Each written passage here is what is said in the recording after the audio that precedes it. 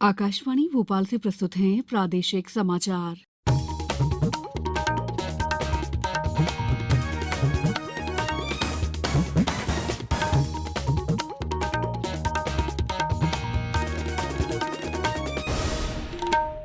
नमस्कार, समाचारों के साथ मैं दीपा सिंह। कांग्रेस नेता राहुल गांधी की लोकतंत्र पर टिप्पणियों और अडानी समूह का मुद्दा आज लगातार पांचवें दिन संसद के दोनों सदनों की कार्यवाही में हंगामे का कारण बना रहा। लोकसभा और राज्यसभा दोनों सदनों को विपक्ष और सत्ता पक्ष के विरोध के बाद दिन भर के लिए स्थगित कर दिया गया। राज्य विधानसभा के बजट सत्र के 10वें दिन सदन की कार्यवाही शुरू होते ही महू की घटना को लेकर हंगामा हो गया।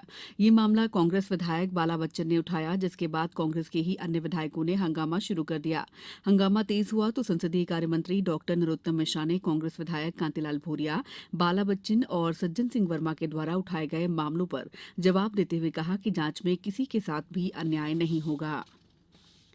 केंद्रीय गृह मंत्रालय ने केंद्रीय औद्योगिक सुरक्षा बल सीआईएसएफ में पूर्व अग्निवीरों के लिए 10% पद आरक्षित करने की घोषणा की है।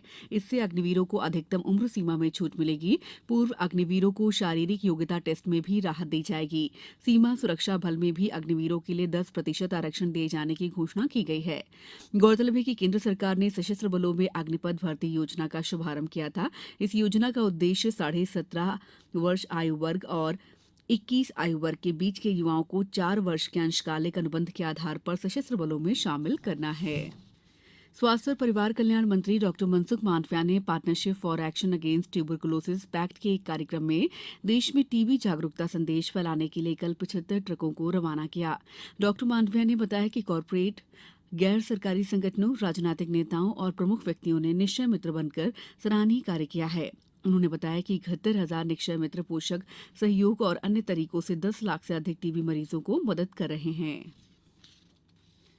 राज्यपाल मंगूभाई पटेल आज शाम 4 बजे प्रदेश में आयुर्वेद के क्षेत्र में उल्लेखनीय कार्य करने वाली संस्थाओं और व्यक्तियों को पंडित उद्धवदास मेहता आयुर्वेद सेवा पुरस्कार प्रदान करेंगे। कार्यक्रम में आयुष राज्य मंत्री रामकिशोर कावरे भी उपस्थित रहेंगे। पुरस्कार समारोह पंडित खुशीलाल शर्मा शासकीय स्वशासी आयुर्वेद संस्थान भोपाल में होगा। समारोह में सम्मान स्वरूप प्रशस्ति पत्र और 1 लाख रुपए की राशि प्रदान की जाएगी। रतलाम जिले में बारिश होने से किसानों को बड़ी मात्रा में नुकसान हुआ है। रतलाम की कृषि उपज मंडी में रखी गेहूं, चना, लहसुन, प्याज सहित अन्य फसलें भीगकर खराब हो गई हैं। दूसरी ओर खेतों में कट रही या कटने के लिए तैयार खड़ी फसलें भी प्रभावित हुई हैं। हमारी संवाददाता के मुताबिक अचानक हुई बरसात के कारण शहर में बिजली आपूर्ति भी प्रभावित रही। बैतूल में भी रबी सीजन की फसलों की कटाई के दौर में मार्च माह में दूसरी बार हुई बारिश से गेहूं, चना के साथ आम, महुआ और चिरौंजी को जबरदस्त नुकसान हुआ है। वहीं जबलपुर में लोगों को फिलहाल मार्च के महीने में भी गर्मी से राहत मिल रही है। आज सुबह में यहां बादलों के बीच हल्की बूंदाबांदी हुई। सतना जिले के मैहर में आज से 3 दिवसीय उस्ताद अलाउद्दीन खान संगीत समारोह का शुभारंभ होगा। समारोह रात 8 बजे से नगर पालिका के बस स्टैंड ग्राउंड में प्रारंभ होगा। कार्यक्रम में सभी नागरिकों का प्रवेश निःशुल्क रहेगा। इस कार्यक्रम में देश के जाने माने संगीतकार अपनी प्रस्तुति देंगे। अब कुछ समाचार संक्षेप में। नर्मदापुरम जिले की पिपरिया मंडी में राष्ट्रीय कृषि विकास योजना के तहत पिपरिया की लाल तुअर को जीआई टैग दिलाने के संबंध में संभाग स्तरीय कार्यशाला आयोजित हुई।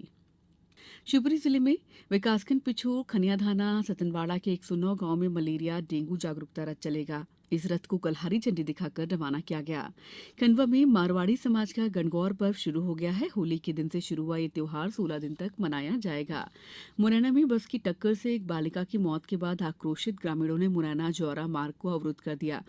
हालांकि अब स्थिति सामान्य हो गई है। भारतीय रिजर्व बैंक के गवर्नर शक्तिकांत दास को अंतर्राष्ट्रीय प्रकाशन सेंट्रल बैंकिंग का 2023 का गवर्नर पुरस्कार मिला है। इस बुलेटिन में इतना ही। नमस्कार।